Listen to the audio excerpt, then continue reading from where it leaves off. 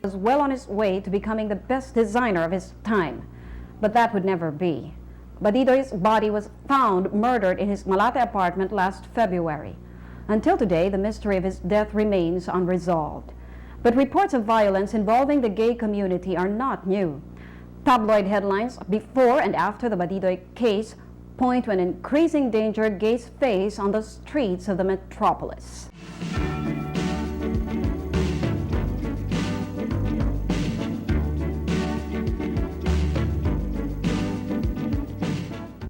Cruising, looking for a good time. But it's not always fun. I would guess that most of us were quite shocked by what happened to Caloy, no? Lulu Tangan was a close friend of Caloy Badidoy. He's such a funny, happy guy, and he's one person who livens up the party, especially among the artist designers group. And we feel that it's such a great loss to have him. We did not expect such a happy person to have such a tragic death. Caloy Badidoy. Caloy was one of Manila's top designers. He was also gay. In the morning of February 27, his body was found mutilated. There were no signs of a break-in in his apartment. His visitors left the naked body sprawled on the bed. Si Badidoy ay pinagkasaksak. Senior Police Officer Crescencio Martin is in charge of investigating the case. Yung bumisita sa kanya ay between 10:45 ay umalis ng 1 o'clock. Martin says there were two suspected murderers. Kung naniniwala ko na ang pumatay kay Badidoy ay kakilala niya at may tiwala siya sa tao na yon dahil sa 10 oras ng gabi. Hindi mo to papasukin ng isang tao kung hindi mo kakilala o may tiwala ka sa kanya. Dahil sa dami ng saksak, maring galit na galit yung pumatay sa kanya. His friends are searching for clues behind the gruesome death. I think it happens in a lot of crimes wherein you don't expect probably your best friend or even a colleague of yours or your co-workers at a certain time of passion or need would suddenly, I would say, turn abnormal or turn violent. The police believe the suspects were callboys from Ermita. Badidoy was known to cruise this area. Ayon sa informasyon namin, si Badidoy mahilig magpamasahe. At gusto niya, later na mga bandang huli, gusto niya dalawang nagmamasahe sa kanya. At ayon sa mga kaibigan niya, in-advisean siya na kung magpapamasahe siya ng dalawang tao, callboy, pipili niya yung sana yung hindi magkakilala para hindi magkaroon ng connivances. Di bandang huli, hindi na raw siya nag-iingat maski magkakilala, mag-anak na mga nagmamasahe, pinapasok yan sa kwarto niya. The crime was not done because Caloy did something harmful to the other person. No?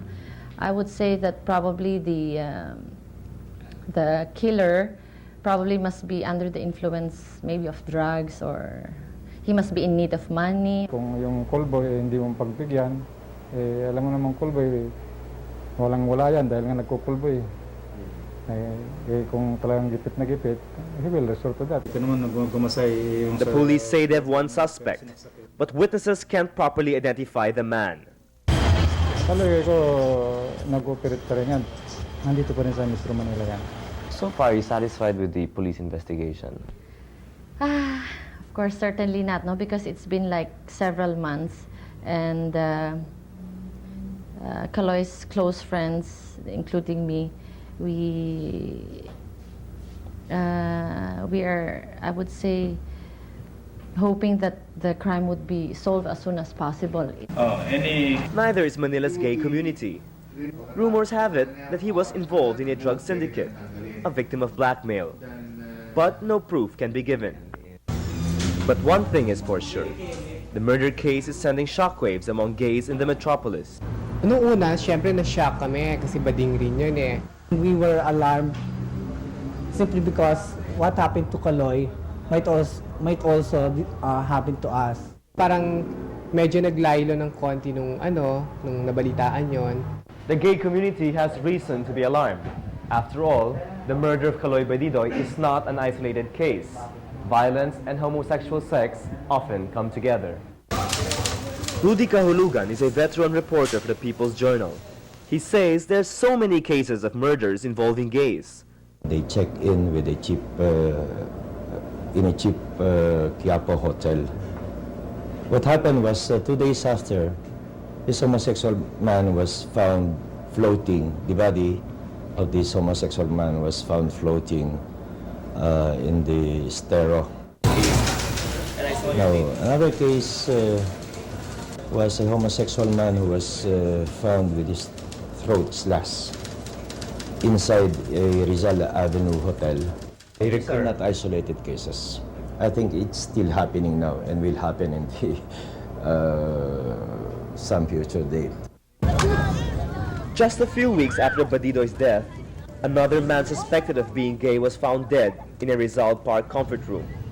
The park is a pickup area for callboys, like this suspected Ermita boy. Cruising thrives where callboys and willing men can be found.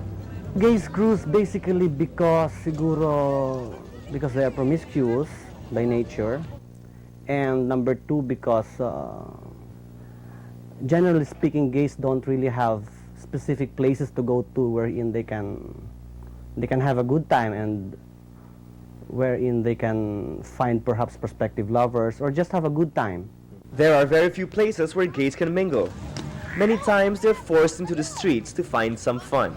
Okay, I'll speak from experience.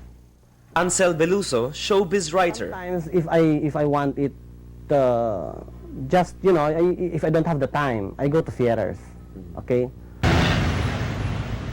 Sometimes I just ride a jeep and I see that the guy is responsive, and then we can get waylaid.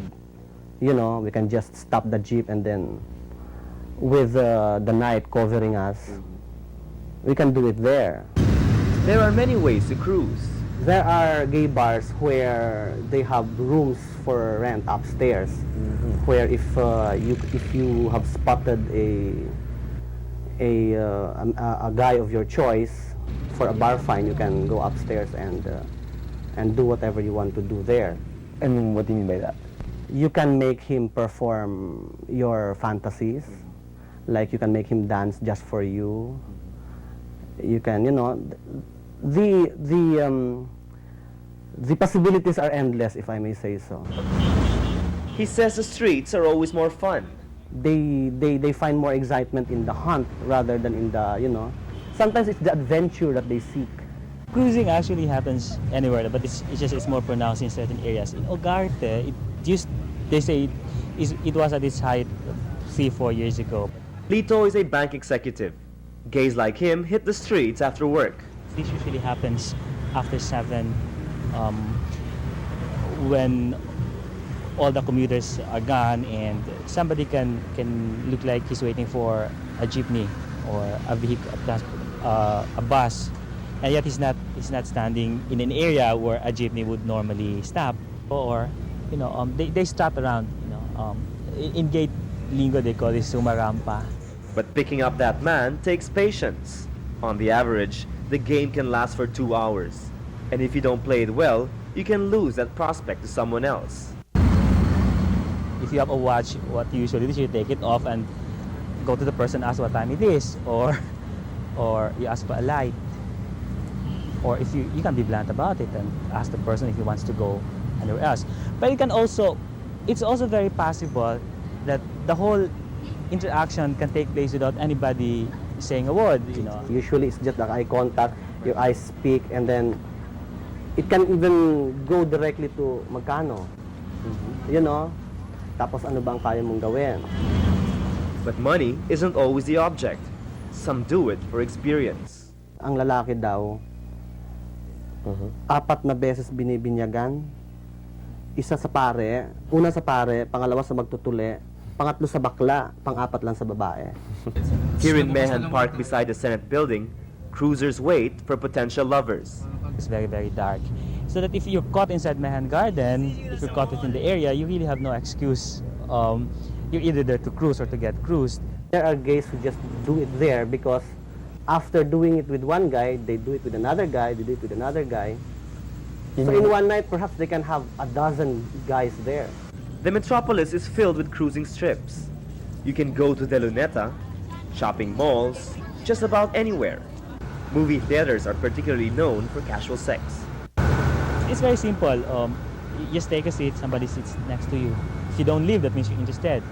But all this could be dangerous. Yung sa bakla, lahat ng naimbestigahan ko, ang pumapatayan na yung callboy. Romy is a 15-year-old callboy. He waits for customers along Luneta skating rink area. He exchanges sex for money. He says there are times he gets violent. Marami silang gusto pagawa sa akin. Merong bang magsi-69 kami. Hindi ko naman gustong gawin. Sinasadista nila ako. Tsaka yung ma-virgin ako sa scrotum ko. Eh kapag ka naman nagpaganon ako, sigurado magkakasakit ako. At saka isa pa, gusto nila sumuso ako. Ibibigay ko sa kanila yung good satisfied na gusto nila. Eh, hindi ko naman kaya. Nandidiri ako talaga sa sarili ko. This is why many resort to drug use. Psychologist Bobby Mendoza explains. Maybe they need a little numbing for them to be able to rationalize why they have this relationship. Okay, like I need money and I usually don't do this, but this very generous person can fulfill my financial needs. But getting high while doing it isn't the only reason for violence. Sometimes it involves money. And there are other reasons, like lovers with broken promises. Magaling siya mangako. Pag-aaralin daw niya ako, bibigyan niya ako ng trabaho. Kapag ka daw yung natulungan niya na ako, siya naman daw tutulungan ko. Naghihintay ako ng ganun. Pero sumasapit na palapit ang enrollment, hindi niya ako ni-enroll. Biruin mo, ibenta ako ng 2,000 para doon na lang ako tumira. Ginagamit ako halos gabi-gabi.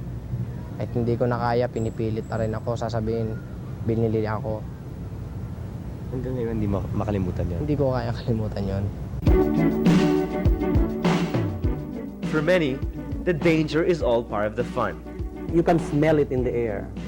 And a lot of gays like that. They thrive on that. You can pick up somebody, who can be a psychopath for all you know. Also because you have no way of getting back to the person. Something may happen to you, and that's one of the reasons why people do it, because there's a certain feel to it. Because of this, many believe gays are guilty of getting themselves into trouble. Kung ano lang sana ito, kung maging maingat lang sana itong mga bakla sa pagkuha ng mga callboy. The blame cannot be put on the gays, but not entirely. I think it's the system itself. Since gay relationships are not that open, no, for obvious reasons, no, yung to keep away from homophobic straights, yung ganon. Yung tagal ng isang homosexual relationship dahil nga sa tago at hindi institutionalized, maigsi. That's why